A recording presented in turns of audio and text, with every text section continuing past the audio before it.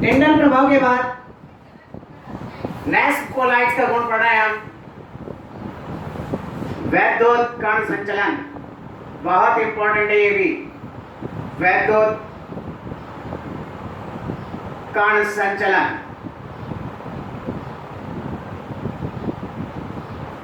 जैसा अपन ने पहले पढ़ा था कि कोलाइडी कणों पर आवेश होता है या तो धनावेश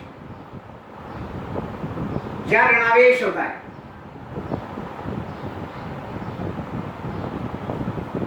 और किसी एक कोलाइडी विलयन में उपस्थित सभी कोलाइडी कणों पर एक ही प्रकार का आवेश होता है, या तो धनावेश या ऋणावेश।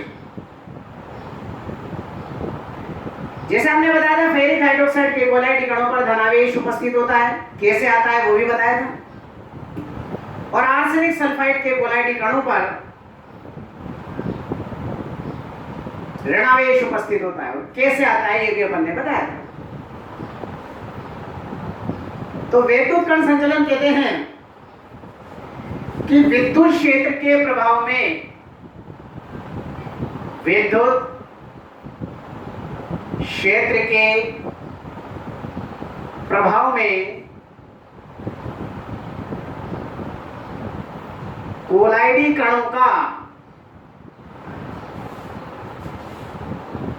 विपरीत आवेशित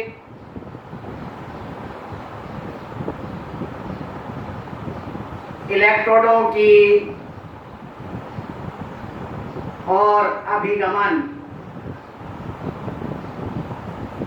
वैद्युत कण संचलन कहलाता है। तो विद्युत क्षेत्र के प्रभाव में कोलाइडी कणों का विपरीत आवेशित इलेक्ट्रोडों की ओर अभिगमन वैद्युत कण संचलन कहलाता है। इसका मतलब ये तो अपने को पता है कि कोलाइडी कणों पर आवेश होता है और एक प्रकार के कोलाइडी कणों पर धनावेश या ऋणावेश हो सकता है। तो अगर इस कोलाइडी विलयन में हम विद्युत क्षेत्र लगाएं तो यदि कोलाइडी कणों पर धनावेश होगा तो वो ऋण इलेक्ट्रोड की ओर अभिगमन करेगा, और यदि कोलाइडी कणों पर ऋणावेश होगा तो वो धन इलेक्ट्रोड की ओर गति करेगा। विपरीत आयन से विपरीत इलेक्ट्रोड की ओर अभिगमन करेंगे। तो इसे ही हम क्या कहते हैं भाई, विद्युत कण संचलन कहते हैं। यानी कि विद्युत क्षेत्र के प्रभाव में कोलाइडी कणों का विपरीत आवेशित इलेक्ट्रोडों की ओर अभिगमन वैद्युत कण संचलन कहलाता है। जब धन कण ऋण इलेक्ट्रोड की ओर अभिगमन करते हैं तो इसको हम कहते हैं धन कण संचलन, और जब कोलाइडी ऋणावेशित कोलाइडी कण धन इलेक्ट्रोड की ओर गति करते हैं तो इसे कहते हैं ऋण कण संचलन।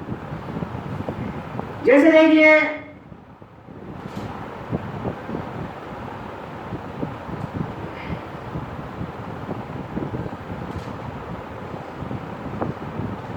ये यू आकार की एक कांच की ट्यूब है।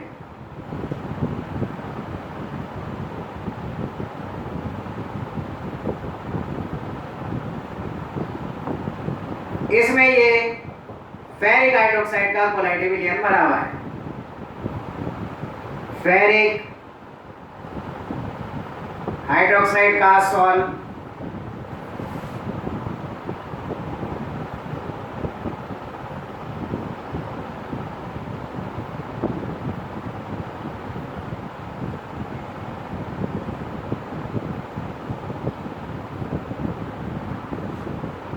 और एक यू आकार की एक ट्यूब है। इसमें ये आर्सेनिक सल्फाइड का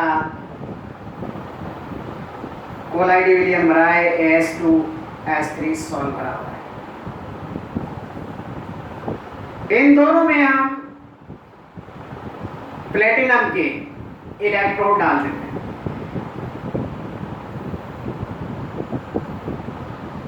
धन इलेक्ट्रोड, ऋण इलेक्ट्रोड। इसी प्रकार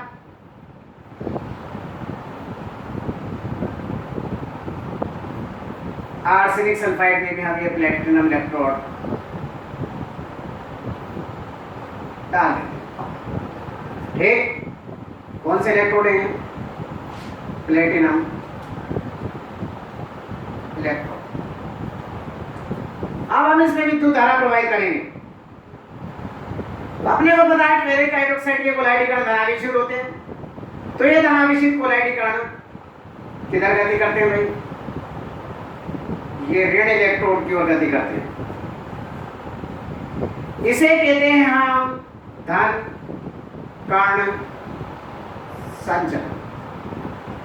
ये जब इस इलेक्ट्रोड पर जाएंगे तो इलेक्ट्रोड कौन से आवेश से आवेशित है? ऋण आवेश से। तो ये धनावेश ऋण आवेश से मिलकर उदासीन हो जाएंगे, यानी कि ये कोलाइडीकरण एक दूसरे पर उपस्थित आवेश को नष्ट कर देंगे और अवक्षेप के रूप में धन इलेक्ट्रोड पर क्या होंगे? एकत्रित हो जाएंगे। इसको कहेंगे हम धन कण संचलन। आर्सेनिक सल्फाइड के कणों पर ऋणावेश है, इसलिए ऋण कण किधर जाएंगे? धन इलेक्ट्रोडों की ओर गति करेंगे और इससे निरावेशित होकर ये भी अवक्षेप के रूप में कहां बैठ जाएंगे? नीचे की ओर बैठ जाएंगे। क्योंकि इसमें ऋण कण धन इलेक्ट्रोड की ओर जा रहे हैं, इसलिए इसे कहेंगे हम ऋण कण संचलन कहेंगे। तो अपन ने पढ़ा, यहां देखो, विद्युत क्षेत्र के प्रभाव में कोलाइडी कणों का विपरीत आवेशित इलेक्ट्रोडों की ओर अभिगमन वैद्युत कण संचलन कहलाता है। विद्युत कण संचलन द्वारा हम कोलाइडी कणों पर उपस्थित आवेश का भी पता लगाते हैं। आवेश का पता लगाने के लिए हम क्या करते हैं? यू आकार की एक कांच की ट्यूब लेते हैं और उसमें कोलाइडी विलयन को भर देते हैं। फिर इसमें प्लेटिनम के इलेक्ट्रोड दोनों सिरों पर डालकर विद्युत धारा प्रवाहित करते हैं। यदि धन कण ऋण इलेक्ट्रोड की ओर अभिगमन करेंगे और ऋण इलेक्ट्रोड पर अवक्षेप के रूप में एकत्रित हो जाएंगे, तो इससे हमें पता चलेगा कि कोलाइडी विलयन पर ऋणावेश उपस्थित है। और यदि धन आवेशित कोलाइडी कण है और वो ऋण इलेक्ट्रोड पर जाकर अवक्षेपित हो जाते हैं, तो इससे पता चलेगा कि कोलाइडी कणों पर धनावेश उपस्थित है। अगर कोलाइडी कण धनावेशित है तो ऋण इलेक्ट्रोड की ओर अभिगमन करेंगे और अवक्षेप के रूप में अवक्षेपित हो जाएंगे। और यदि ऋण कण है तो ये धन इलेक्ट्रोड की ओर अभिगमन करेंगे और अवक्षेप के रूप में अवक्षेपित हो जाएंगे। इससे पता लगेगा कि कोलाइडी कणों पर ऋणावेश उपस्थित है। तो इन वैद्युत कण संचलन किसे कहते हैं? और वैद्युत कण संचलन के आधार पर हम 2 पॉइंट्स का भी हम निर्धारण कर सकते हैं। नंबर 1, कोलाइडी कणों पर आवेश ज्ञात कर सकते हैं कि कोलाइडी कणों पर कौन सा आवेश है। और नंबर 2, इस विधि द्वारा कोलाइड का अवक्षेपण भी हम कर सकते हैं। तो इसका मतलब विद्युत कण संचलन क्या हुआ कि विद्युत क्षेत्र के प्रभाव में कोलाइडी कणों का विपरीत आवेशित इलेक्ट्रोडों की ओर अभिगमन वैद्युत कण संचलन कहलाता है। अब वैद्युत कण संचलन आपके समझ में आ गया होगा और याद रखना, इस पर भी क्वेश्चन पूछा जाता है। जैसे वैद्युत कण संचलन किसे कहते हैं, समझाइए। क्या होता है जबकि फेरिक हाइड्रोक्साइड के कोलाइडी विलयन में विद्युत धारा प्रवाहित करते हैं? तो आपने को बताना होगा, जब फेरिक हाइड्रोक्साइड के कोलाइडी विलयन में विद्युत धारा प्रवाहित करेंगे तो फेरिक हाइड्रोक्साइड के कोलाइडी विलयन में उपस्थित धनावेशित कोलाइडी कण ऋण इलेक्ट्रोड की ओर अभिगमन करते हैं और अवशेप के रूप में अवशेपित हो जाते हैं। अर्थात ये हुआ धन कण संचलन, ये गति कहलाएगी धन कण संचलन। इसी प्रकार पूछा जाता है क्या होता है जबकि आर्सेनिक सल्फाइड के कोलाइडी विलयन में विद्युत धारा प्रवाहित करते हैं? तो जवाब होगा जब आर्सेनिक सल्फाइड के कोलाइडी विलयन में विद्युत धारा प्रवाहित करते हैं तो आर्सेनिक सल्फाइड के ऋणावेशित कोलाइडी कण धन इलेक्ट्रोड की ओर अभिगमन करते हैं। इसे हम कहते हैं ऋण कण संचलन। और इससे सिद्ध होता है कि आर्सेनिक सल्फाइड के कोलाइडी कणों पर ऋण आवेश उपस्थित होता है। तो पहला क्वेश्चन विद्युत कण संचलन किसे कहते हैं समझाइए।